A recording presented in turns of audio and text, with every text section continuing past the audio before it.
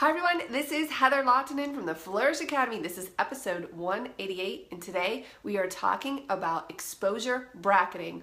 Why is this, you ask? Because last evening at Camera Club, I had a friend of mine, a photographer, come up to me with her camera and say, I don't know what's going on, but every time I take a photo, the exposures are just way off. Sometimes they're really dark, sometimes they're really bright, sometimes they're right, and I just can't figure it out. And by the way, she was shooting in program mode and she didn't understand what was going on. Well, immediately I looked at her camera. I have my D750 here. She had a Canon Rebel. I looked at her camera and I noticed straight away that her meter, so you see where that meter is, and you see those series of several vertical lines, that tells me that bracketing is turned on. And what bracketing is when you tell your camera to take a series of shots that are underexposed, balanced, and overexposed according to the meter. So every time you take a shot, it's going to take a different exposure because you've told it to. Now, bracketing can be really useful. In fact, if you currently use bracketing, will you please post a comment below so that others can see more practical applications? On the Nikon D750, you can set your bracketing from 3 exposures all the way up to 9 exposures. And other cameras vary, 3, 5, 7, all the way up to 9. That means I can tell the camera, my camera, to take 9 photos, both from very underexposed to very overexposed, in order to get the proper exposure.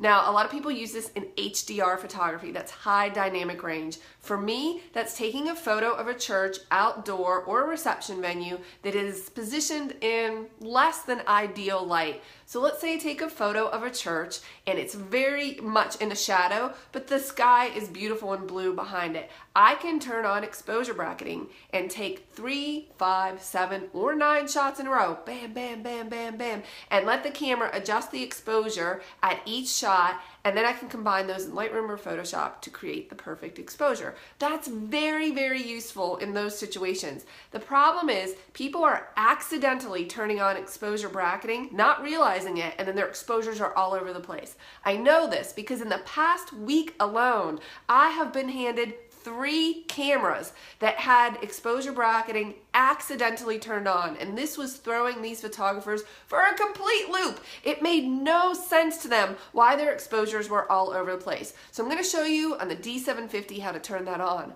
More importantly, how to turn it off. So on the D750, it's a button and it says BKT for bracketing. In the Canon Rebel that I was working with last night, it was a menu item. When I press bracketing, I can see on the back of my camera, it tells me I have 5 shots, 1 stop each direction. And you can see that it has the increment and the number of shots, and it shows you what command to dial changes what. So there I am changing the number of shots. Again, the D750 goes up to 9 shots. Most cameras go at least to 5, and then there's 3. Okay, 0 means that bracketing is off. I know that bracketing is off, again, because my meter only has 1 vertical line, not a series of them. So I'm going to press that button again. I can see this on the back of my camera and on the top. On the top it shows. So I'm going to put that on, say, 5 shots. Increment, I'm going to put at, let me see here, 5 shots at 1, I think is what I'd like to do. There we go.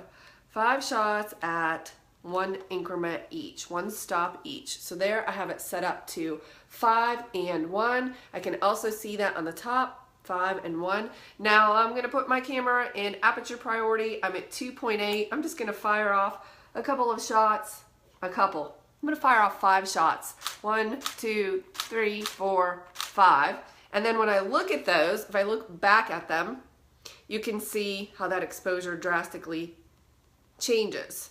So the problem is if you leave that turned on, then obviously every 5 shots are going to be completely different and you're going to be really confused. So you definitely want to put that back to 0. But again, it's very handy, and I'm hopeful that some of you that are using it will post comments below so you can let others know those applications.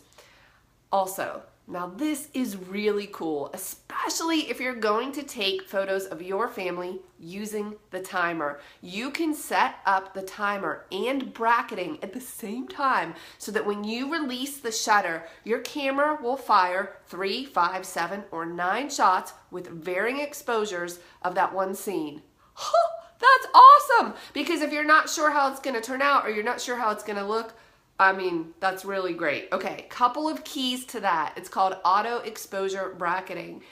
I am going to put my camera into manual mode. On the Nikon D750, that only works in manual mode. It does not work in other modes. I tried them this morning. I'm going to go into my menu. This is going to be located in the custom menu settings under C, timers, and AE lock. I'm going to select that and I'm going to scroll down to self timer, and when I do that I see that it's set to 10 seconds. I'm going to take that to 2 seconds because I don't want to have to wait. Number of shots, you can leave that at 1. The bracketing will take care of the number of shots. And then what's that next one? Interval between shots, 0.5 seconds. Yeah, that's exactly what I want, half a second. I want these shots to fire off very quickly, and half a second is the fastest. So I'm going to leave that on. Okay, that's set. Now I'm going to, and by the way, whenever you change a custom setting on the D750, you'll notice that where it says C, there's an asterisk right there. That tells me that I have changed something from the default. That's just handy to know. I'm going to switch from single shot into self timer. I'm going to turn that around wherever your self timer is on your camera. Again, I'm in manual mode. This only works in manual mode. I'm going to turn on my bracketing. So bracketing is set to 5 shots at 1 stop between each shot. Let's take that down. Oh no, we can leave it at that, it's fine. Okay, everything is set. Bracketing is turned on, timer is turned on, and I'm in manual mode. That's the key on the D750. Every model might be a little bit different. I'm going to just aim my camera out there, and you see that the timer, there it is. Magic. You hear that shutter slow down quite a bit. Oh well, that's because it was giving me this, but, oh, wrong direction, sorry. There we go. Those were 5 shots. You know what, let's do that again and make it better. Start off with a good exposure. A good exposure outside of my window right now is 1/640th of a second at f2.8 ISO 800. Let's hit that again so we can see it a little bit better. All right, that's going. This is magic. This would be great for your family photos. So now I can look at these exposures. Isn't that great? Isn't that so fun? That's bracketing. But hold on, look at your camera. Look at the top. Do you see the vertical lines on the meter? That tells me bracketing is turned on. It also tells me the number. I can count those lines and see how many brackets I have set up. 1, 2, 3, 4, 5. Yep, 5. So I'm going to press the bracket button again, and there are my numbers, and I'm going to take that shot. So there's 9 shots, 7, 3, I skipped over 5 real quick, 0 shots. That takes my meter so that the vertical lines are back at 0. Now I'm at a good exposure. If you turn on exposure bracketing, please remember, it's a sticky setting and it will stay exactly where you left it. If you'd like to learn more or if this was confusing, post a question. Let me know. Hope you have a great day. I'll see you in the next video.